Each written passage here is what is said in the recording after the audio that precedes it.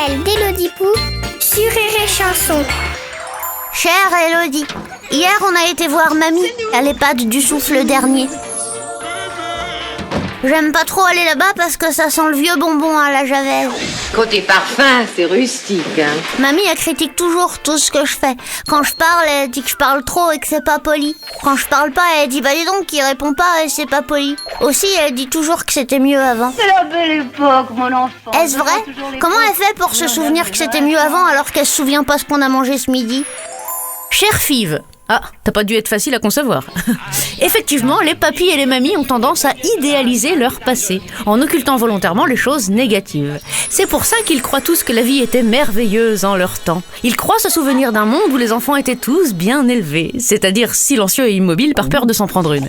Un monde où les femmes étaient heureuses de rester enfermées dans leur cuisine, alors qu'en fait, elles avaient pas trop le choix. Elles sont libres tout en étant au foyer, elles doivent rester à la maison. Et où les hommes étaient épanouis de rester dans la même usine de 14 à 60 ans, alors qu'en fait, ils n'avaient pas le choix non plus. Quand tu seras âgé, tu feras sans doute exactement la même chose. Tu diras que les enfants étaient bien élevés et silencieux, car scotchés à une tablette. Que les femmes étaient heureuses de reprendre le travail 5 heures après l'accouchement, de peur de passer pour des féminazis. Et que les hommes étaient heureux de bosser jusqu'à 87 ans.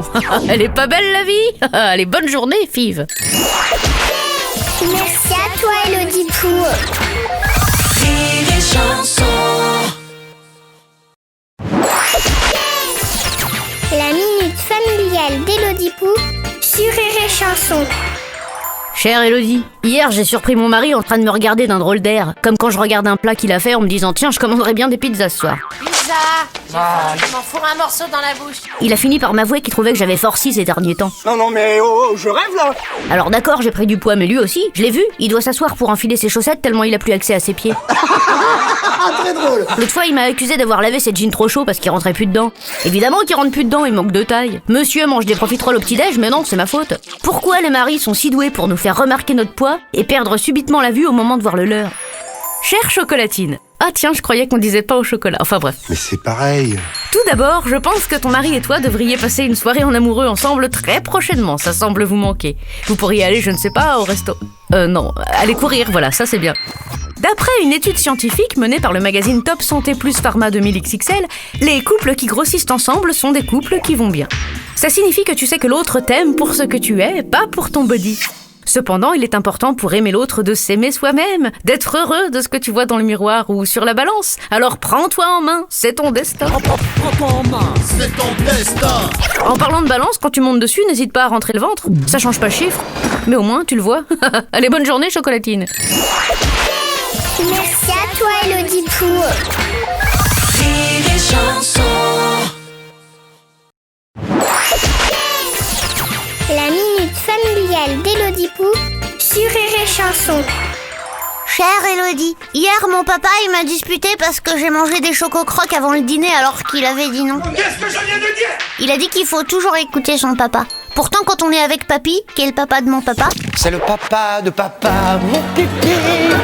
bah j'ai pas l'impression qu'il l'écoute. Il dit oui c'est bon et ça se voit qu'il s'en fiche comme de sa première cravate. Non mais oh! Comment tu parles de ton père? T'as pas honte? Pourquoi nous on doit écouter nos papas alors que nos papas ils écoutent pas leur papa? Moi aussi quand je serai un papa, j'écouterai plus mon papa. Cher Compotio, c'est justement pour ça que la nature nous fait quitter cette terre au bout d'un moment, même si c'est très triste. Sinon, tu imagines, ton papa devrait écouter son papa, qui lui-même devrait écouter son papa, et comme ça sur 17 générations. J'ai pas compris là. Quoi qu'il en soit, tu dois savoir une chose. Même quand tu auras 50 ans, tu seras toujours le fils de ton papa, son petit garçon tout coutou, celui à qui il a appris à manger à la cuillère ou même à marcher. Il t'a appris la gravité quand tu tombais. Et la pas gravité quand tu te relevais. C'est pas grave. Et même s'il t'a gavé de purée, de compotes et de phrases pourries sorties de son époque révolue, sache qu'il a toujours fait de son mieux. Alors prends-en de la graine avant de planter la tienne et de devenir papa à ton tour. Allez, bonne journée, Compotio. Merci à toi, Élodie Pou. Rire et Chanson. La minute familiale d'Élodie Pou sur Rire et Chanson. Chère Élodie, Alors hier, ma bonne femme m'a encore demandé comment on fait pour accéder au replay de La Petite Maison dans la Prairie. C'est ça, passion. Je veux bien du violon, Miguel. Vous êtes un grand danseur, Edouard. Ça fait 5 ans qu'on a la même télécommande. Non mais madame, c'est toujours pas s'en servir. Ah bah ça, pour gueuler, parce qu'il y a une chaussette qui se trouve à côté du panier à linge, il y a du monde, hein. Marre. Mais pour accéder à la chaîne Sister, après avoir allumé la box, il y a plus personne. Y a plus personne. Pourquoi les bonnes femmes, elles sont si peu douées en technologie? Ça vient d'un truc genre femme des cavernes et cueillette des fruits secs, ou c'est dans leur gène? Cher B-Box, peut-être que votre femme passe plus de temps à ramasser les chaussettes qui sont en dehors du panier à linge que devant la télé. C'est pour ça que le fonctionnement des télécommandes lui est compliqué. C'est quoi cette phrase? T'es médium maintenant, toi? Et effectivement, ça vient des hommes préhistoriques. Les femmes ramenaient des baies et les hommes chassaient le mammouth. S'ils avaient été doués pour les mêmes choses, ils auraient mangé que des baies ou que du mammouth. Pour l'évolution, c'est pas ouf. Il faut savoir travailler en équipe. Chacun est doué pour quelque chose. Si le directeur de Rire et Chanson était drôle, je serais pas là pour écrire des sketchs, il le ferait lui-même. Pardon, Élodie. Ah tiens. Je suis monsieur Humour de cette radio. Bon, comment on éteint ce micro? Tu montres à me voir mon bureau. Allez, bonne journée, B-Box. Merci à toi, Elodie Pou. Rire et Chanson. La minute familiale d'Elodie Pou sur Rire et Chanson. Chère Elodie, hier maman elle me disait de me dépêcher de me préparer pour pas arriver en retard à l'école. Allez, dépêche-toi, tu vas trop fort. Alors que elle était encore en pyjama. Papa il a dit oui mais maman elle a pas besoin de se dépêcher, elle fait du télétravail. La chance. Genre elle travaille devant la télé. Ou elle regarde la télé et c'est ça son travail. Moi plus tard je veux faire du télétravail. Vous avez vu? Action, réaction. Est-ce que c'est bien payé comme travail? Pourquoi il y a des gens ils font du télétravail et les autres ils doivent aller prendre le bus sous la pluie? Cher Burrito, effectivement, de plus en plus de personnes font du télétravail, mais détrompe-toi, ça veut pas dire qu'elles regardent la télé. En tout cas, si elles le font, elles le disent pas.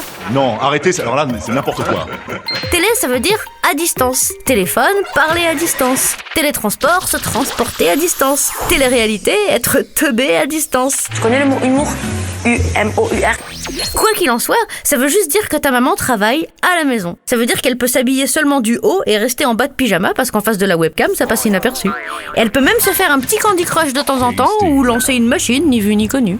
Et elle échappe à la mauvaise haleine de Roger, aux pellicules de Robert et à la bise à Jean-Jean. Toi aussi, quand tu seras grand, tu pourras faire du télétravail. Sauf si tu deviens gynécologue où là, ça peut être un peu compliqué. Enfin, faut que la patiente soit souple, quoi. Allez, bonne journée, Burrito. Merci à toi, Elodie Pou. Rire et Chanson.